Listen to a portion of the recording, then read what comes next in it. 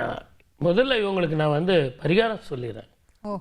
ஏன்னு கேட்டிங்கன்னா இவங்க மன சஞ்சலத்திலேயே இருக்காங்க. சார் எனக்கு இது கிடைக்குமா, அது கிடைக்குமா, அது கிடைக்குமா, இது கிடைக்குமா. ஆனால் திருக்கடையூர் அபிராமி அந்தாதி, அபிராமி அபிராமி, இந்த அர்த்தம் உங்களுக்கு தெரியுமா?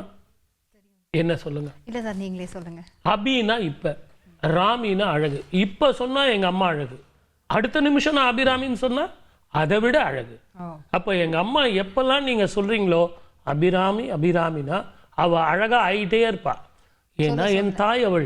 நான் எதுக்காக இவ்வளவு நான் நேரம் எடுத்துக்கிட்டு உங்களுக்கு சொல்கிறேன், பலன் சொல்லாமல் பரிகாரம் சொல்கிறேன் அப்படின்னா, அந்த அம்மாவனுடைய பாதத்தில் போய் நீங்கள் தலை வச்சு வணங்கிட்டு வந்தீங்கன்னா, அவளுக்கு ஒரு அபிஷேகம் பண்ணிட்டு வந்தீங்கன்னா உங்கள் வாழ்க்கை அழகாக இருக்கும், தெளிவான சிந்தனையோடு இருக்கும், புதிய வாய்ப்புகள் வரும், புதிய வீடு வாசல் எல்லாமே அமையும், திருமண வாழ்க்கை நல்லா இருக்கும், புதிய உறவுகள் உங்களுக்கு மேன்மையாக இருக்கும்.